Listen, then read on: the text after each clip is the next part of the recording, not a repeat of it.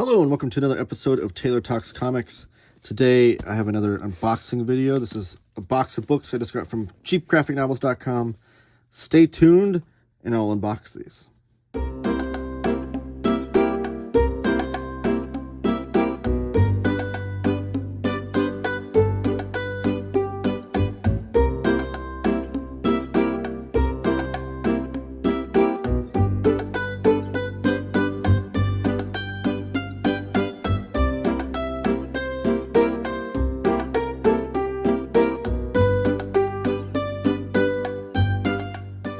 And we're back. So I got another box of great comics from cheapgraphicnovels.com. So I figured I would open them on camera for you guys to see what I am adding to the old library down here. As usual, cheapgraphicnovels.com packages their books lovingly. It's all packed in there. Nothing's moving. I could shake this box 100 times and nary a move by a single book.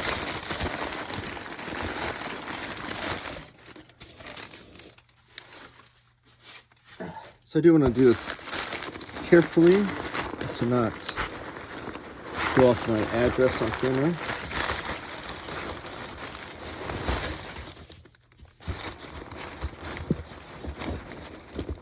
So last time I did one of these, there's a bunch of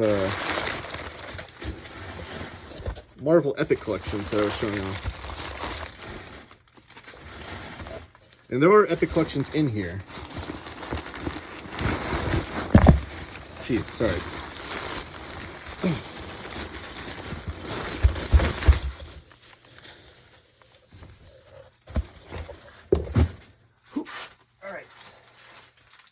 But there's not just Epic collections. Sorry for that. They're packaged in there so tight I couldn't even get them out. I am curious, so let me know in the comments down below. When you watch an unboxing video or a haul video for these books, do you even care about the unpackaging process? Or do you just want to see the books I show off? Because it's very loud and noisy. I don't even know if that's the part of the appeal. Let me know. And also give the video a thumbs up if you haven't already. And subscribe if you haven't done that already as well. Alright, so here's the first books I'm going to show off. And they are Epic collections. This is my second ever modern era Epic collection. Let me move the camera down here. And this is for the Brian Michael Bendis era of Daredevil. I'm collecting all of Daredevil in Epic collections. I have all of them so far. So this is Modern Era Volume 2. And then I think Modern Era Volume 3 is coming out soon. But this also includes stuff that the omnibuses don't include, which is one of the things I like about the Epic collections, is that they are complete. They don't miss a single issue. So you have all the Brian Michael Bendis Ninja 1 through 3, and then Daredevil 16 through 19. But what the omnibus skips is the Bob Gale written era, 20 through 25. Which Bob Gale of Back to the Future fame, one of the greatest, all-time greatest trilogies in movie history. The all-time greatest trilogy in movie history, in my opinion. Who's the artist on Ninja? This looks different. Rob Haynes. But I've never read this era of Daredevil, actually. I've read nearly all of Daredevil prior to this era. Actually, directly prior to this, because what would be Volume 1 will be like the Kevin Smith era. That's the stuff I've never read. But I'm really excited the Kevin Smith stuff I have read, but this is the stuff I have not read. I'm excited to get to these David Mack issues, though. There's definitely a very Bill Sienkiewicz-like nature to these issues, which I love. And I love any sort of artist that works in this kind of mixed media format, like Department of Truth, but with Martin Simmons artwork I love. So I'm definitely excited to get into this. Obviously, you see a bunch of different artists in here. But, yeah. So this is supposed to be like the crime-ridden, dark and gritty era of Daredevil. Or is this David Mack? Apologies for getting credits wrong if I do. Dave Ross, David Mack. Yeah, that was David Mack. Okay, so he's just working a bunch of different styles. Because this is David Mack right here, too. But yeah. So I'm really excited to get into this area. I've heard nothing but great things about it, obviously. You do get some Bendis scripts, which is such a reminiscent thing of this era of Bendis. Every time he was doing you get a collected edition of Marvel, there'd be some sort of Bendis script in there to read. Those are like the earliest comic book script I ever saw, were Brian Michael Bendis scripts. We'll set that aside. The next epic collection I got was Wolverine, The Return of Weapon X. This is volume 14, covering the eras of 2000 through 2002. So anything mutant related, I collect in epic collections. I don't have any omnibuses of mutant stuff, I don't think, anymore. I don't know. I have a feeling I got rid of all my mutant omnibuses, but all the X-Men, New Mutants, Wolverine, X-Force, Excalibur, dang it, what's the other one? X-Force. Why am I drawing a blank? I always draw a blank when I do these videos. I don't know. Someone's letting me know in the comments right now. X-Force, X, whatever the other one is. Dang it. I'm drawing a horrible blank. Anyways, anything that was mutant related, I collect in epic collections. This one collects Wolverine Annual 2000 and then Wolverine's issues 159 through 172 in Annual 2001 as well. So creators you have in here, Frank Thierry is one of the writers with Matt Nixon. Pencilers, you have Jorge Santamaria, Sean Chin, Mark Teixeira, Dan Fraga, Barry Windsor-Smith, Killian Plunkett.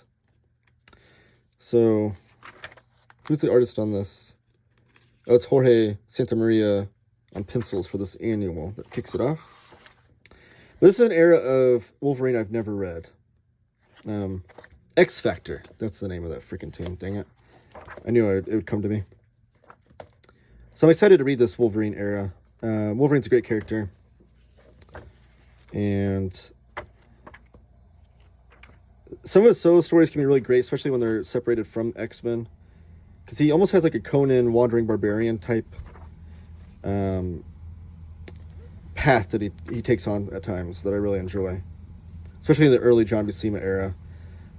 But yeah, so I'm excited to dive into this as well. Let's do a little flip through here. That looks like, that's got to be new X-Men era, right? Because he's got the leather jacket. Yeah. Looks like there's a Frank Thierry script, some concept art in the back, some sketches. Oh, that's Frank Quitely. Yeah, that's definitely new X-Men era. And another Frank Quitely. Al Williamson. Really? I love Al Williamson. It's amazing. Alright, so that's the next epic.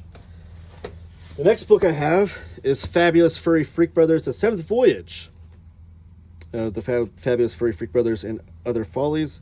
This is a die-cut cover like all the other ones are. So you get the full image here, and it covers it up. This is the Volume 2. They're releasing these out of order. And if you bear with me, I can grab the other ones.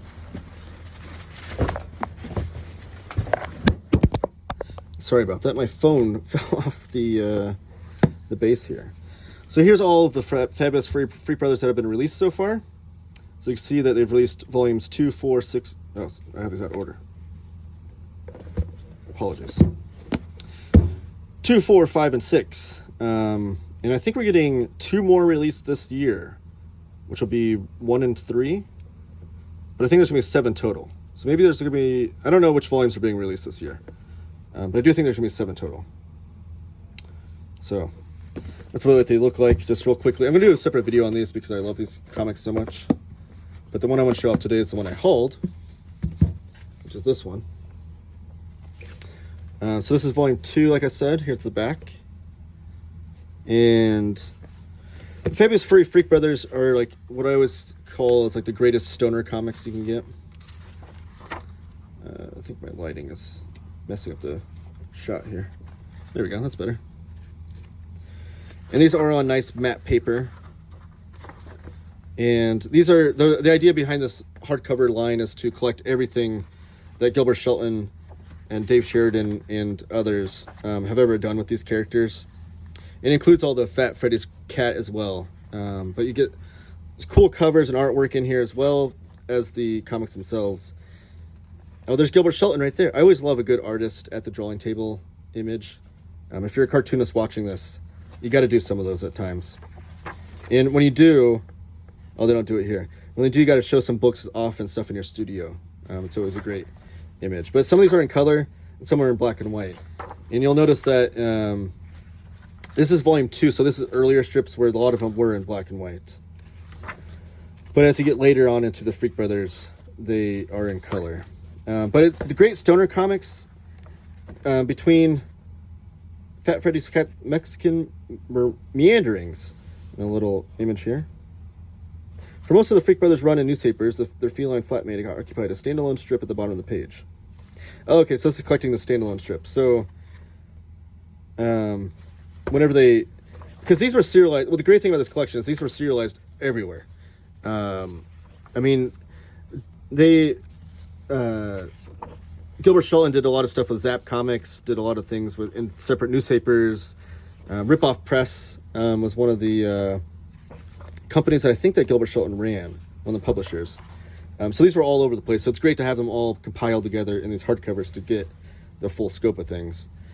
But yeah, Fabulous Furry Freak Brothers are just guys that go around getting into hijinks. Like you think of great stoner movies like Cheech and Chong or Bill and Ted, Harold and Kumar. What are some other ones? I'm trying to think of stoner movies. Dazed and Confused, I guess, could be one of them. Half Baked, I would say, is up there. But they're like done in this, like, their artwork is so amazing, and the cartooning, it's like this crazy maniacal, like so many marks on a page kind of style, just cross-hatching to death. But it all reads so good. Like I almost like their artwork better when it's not colored, just because you can see every little mark they make and stuff. But great collections, and I'm glad they're making these.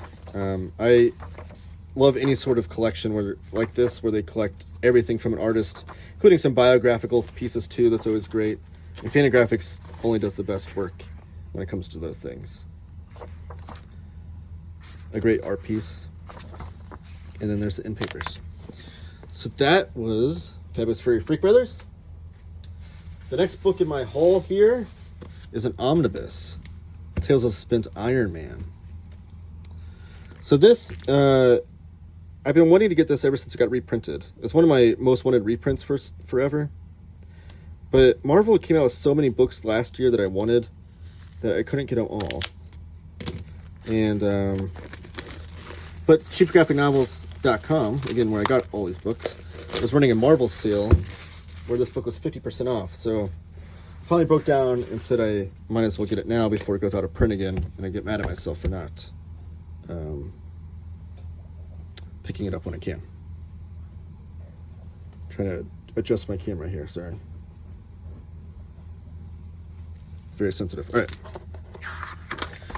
So these are the earliest adventures of Iron Man. Here's the dust jacket. There's the spine. Back cover. It does look like the spine creases a little bit on the side, which is annoying, because when you put it on your bookshelf, you can see a little bit of the front of the dust jacket, but what can you do? You can try to correct it or fold it, but it's almost usually to no avail. Then all the covers there. This collects Tales of Suspense 39 through 83 and Tales to Astonish 82. So in the front, you got the Invincible Iron Man omnibus. The spine here. I did get the DM dust jacket with the Kirby design, the Kirby cover, because how do you pass up on Jack Kirby? But you'll notice too that the my spine will then have the original armor logo there, or armor image there, and then the underneath the dust jacket has this one. So I'm assuming that this was the standard cover spine. And in the back you get Iron Man breaking through the chains. So the reason why I wanted this one so bad, while I relax the spine here, was that, well, one, I love Silver Age Marvel. Silver Age Marvel, I think, is like the greatest period in fiction ever. I always call it that. Like, I think of like Tolkien or J.K. Rowling or any of these, George R.R. Martin, any of these great universes that were created by people. I think the Marvel universe is, even though it had way more hands involved, is just the best of them all. So not only do I like Silver Age Marvel, but you can already see too the pages bleed through. You can see the other side of it. So these are very thin pages, unfortunately. So it's one of the pages that are the most white. You can see through it, which is annoying. But most of the pages that are full color image, you won't be able to notice so much. But when I was reading the Silver Age Captain America Omnibus, the first volume, last year, the year before, I did a video on the Omnibus. I absolutely loved it. And during this time of Tales of Suspense, 39 through 99, it was half Iron Man, half Captain America, so they split the comic book. So you'd only get like 11 pages of Captain America, 11 pages of Iron Man. And these omnibuses are great because they collect the letters pages in the back. If I can get to them. Oh, so there's no letter. When I get to the letters page, I'll show you. But as I was reading the letters pages, I was astonished, pun intended, that the majority of the letters, again, since they shared a comic with Iron Man and Captain America, all the letters pages were about both comics. I was astonished that most of the letters were about Iron Man and talking about how great the stronghold of Doctor Strange, the most dangerous foe ever to challenge Iron Man. I think this predates the actual Doctor Strange that we know. But I was astonished to know that they were mostly about Iron Man. All the fans that were writing letters in were talking about how great Iron Man was. And as I was reading this omnibus of Captain America, I was absolutely loving the Captain America comics. And I was like, man, why are all these people talking about Iron Man when this Captain America comic is so great? So it made me want to read this run because fans back then, they couldn't have been wrong, right? These do have to be some good comics. When do they start the letters pages, though? Let me see if I can find one. Because the letters page was a thing that, like, Stan Lee didn't invent, but he definitely used to his full power, because that's where they kept a lot of the news and let you know what other Marvel titles were coming out. Who is this artist? Is this Gene Colan? Yeah, Gene Colan. Look at those big images. You don't get a lot of those in Silver Age comics. Man, Gene Colan was amazing. Another reason why I want to read this is because Gene Colan's just brilliant. But he'd use the letters pages. There we go. To let the fans know what comics are coming out. He would do his Stan's soapbox there. Mails of Suspense. They'd always have like punny names too, like Tales of Suspense, Mails of Suspense. And you read these, and it's great because you get to read this in the context of these issues were coming out. And you get to read what the fans were thinking as they were reading them in real time. So it's kind of like Twitter today, whenever a new issue of X-Men drops and you see all people blow up about it, without the context of what's going to happen next. So it's great to read these. And also you'll catch some famous names in here, like the aforementioned George R.R. Martin was a frequent Marvel letter contributor. So it's great to read these in context. But one of the snappy things about reading this too, or one of the great things about reading these are the stories are pretty snappy, because you look on here and these stories are only about 14 pages to start off with each. And then they get into, that one is 19 pages. So until he dominates the page, like they're reading like shorter issues, like the stories are snappier. They only have so much space in the story. They're not full 24 page stories. They're a little bit quicker than that. So that's one of the things I really enjoyed about the Kirby issues of Captain America. I do want to look at the credits though. These Silver Age Marvel omnibuses too always have great credits. So Stan Lee is the writer on the majority of it. It looks like Larry Lieber writes the original issue, or co-writes it probably. He probably writes the scripter and Stan Lee's the plotter. Robert Bernstein writes 6 issues, it looks like. Don Rico with 2 issues. Al Hartley with 1. And Roy Thomas with 1. Al Hartley was the guy that did a lot of the romance comics in Marvel, so it'd be interesting to read that issue. But Don Heck is the penciler for a lot of this. It looks like Gene Colan does about 11 issues. Jack Kirby contributes to 1, 2, 3, 4 issues, which will be amazing. And Steve Ditko does 3 issues. So a lot of great artwork in here. But the majority of it's Don Heck. So I can't wait to dive into this and read this. It's definitely going on the to-read list. So I've never read these Iron Man stories. It's one of the few blind spots in Marvel Silver Age that I've not read.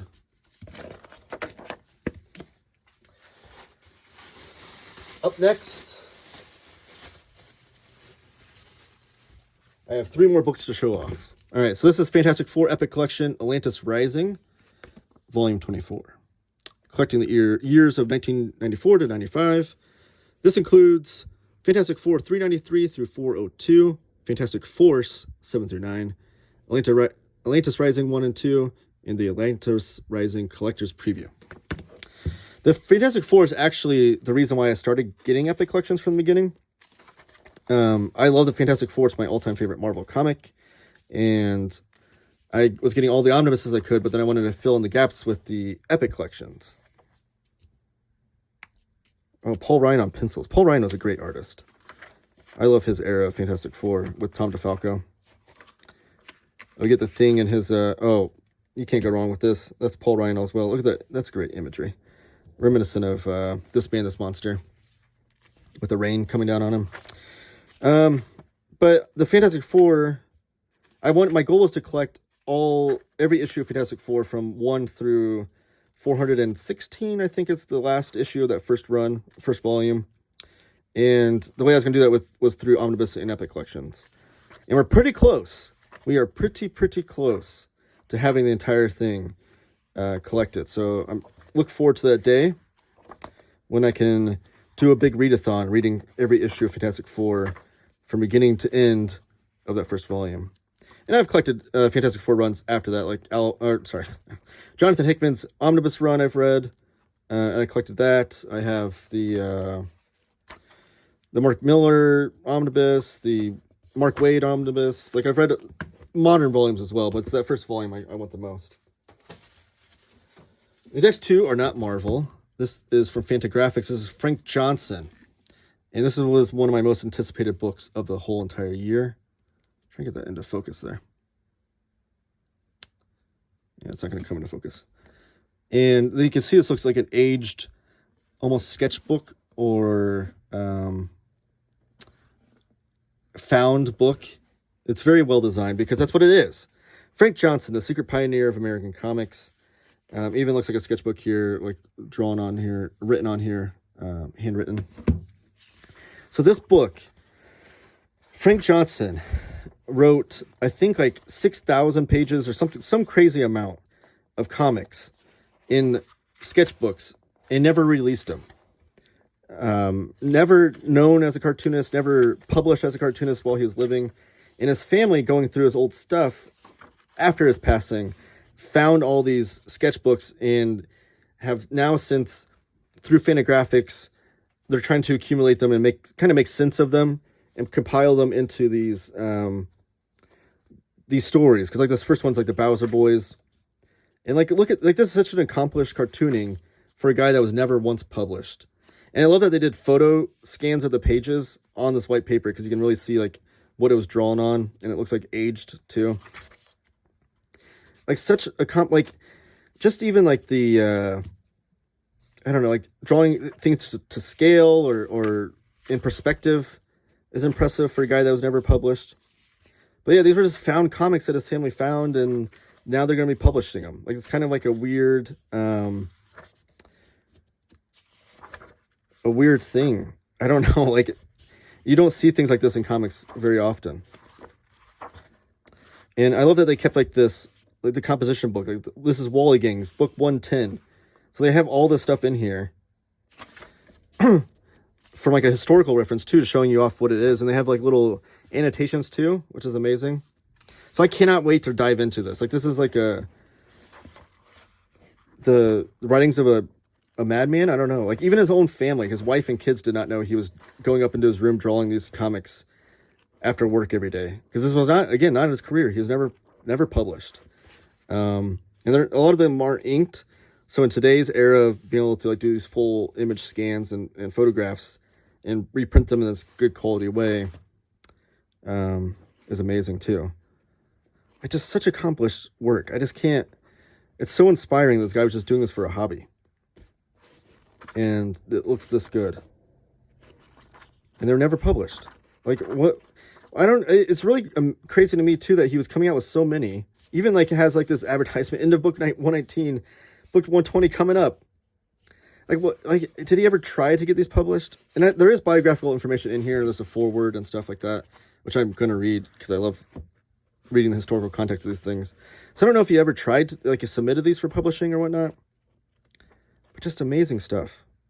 And you get about the guys that are putting this collection together. Even the inside, it looks like an inside of a composition book. But yeah, it's astonishing historical artistic discovery. A 2,300-page proto-graphic novel begun by a weekend cartoonist in 1928, continuing for the next 50 years. So it was 2,300 pages they found. And for 50 years, this guy is working on this. With the Wally's Gang, the Bowser Boys, and the Juke Boys. Just amazing stuff. I cannot wait to dive into this. Again, this is one of my most anticipated books of the whole year. And then speaking of anticipation, this is Taiyo Matsumoto's Tokyo These Days. This is his new manga series that's coming out in these hardcover editions by Viz through their signature line. Looks like we have a wraparound cover there. And I know almost nothing about this, which is fine. I love going into these blind, especially Taiyo Matsumoto, who's one of my all-time favorite cartoonists, period, let alone just mangaka. You get some color pages to start off with, but I do believe this is about a working mangaka. I'm retiring for personal reasons. And so you get into the inner lives of a working cartoonist throughout here. So I can't wait to dive into this. I forget how many volumes this is going to be. I want to say like 5 or 6. I don't know. But I know volume 2 is coming out later this month. Taiyo Matsumoto, though, amazing stuff. Cats of the Louvre, Ping Pong, Tekken Kinkreet, and Sunny. Like, those are some of his other works that he's done. Number 5 is another great one. So one of my favorite cartoonists. I just love his style and his storytelling. And I can't wait to get into this. So, Tokyo These Days. Go-Go Monsters being reprinted as well. And then I listed off all the rest of them. So the only ones I don't own are Go-Go Monster and Sunny. So those two I need to pick up Sunny. I think it comes in and out of print. And then I have the rest. But yeah, Taiyo Matsumoto is amazing. And I can't wait to read these. I'm going to read these. The first Taiyo Matsumoto I was able to read as they were coming out was number 5. As they're coming out in English in the most recent reprints, I should say. Because they did come out earlier in English in the early 2000s, I guess. But the most recent reprints, as they were coming out, I was reading them, which was great. So this will be another one. I do love that he doesn't have like a set book design style, that all of his collections kind of... I feel like the books are designed to fit the style of the work, I guess I should say. But maybe I should do a video on Taiyo Matsumoto. Which brings me to my next point. If there's any of these books that you want me to do a further video on, or a deeper dive into, let me know in the comments. Give the video a like if you haven't already. And please subscribe if you like this content. And tell your friends about it. That's the easiest way you can support me in this channel, is just by sharing it on your own social media. It doesn't cost you a dime, just a little bit of your time. But yes, this thanks to Cheap Graphic Novels for the great service that they have with sending these to me. And catch you guys on the next one.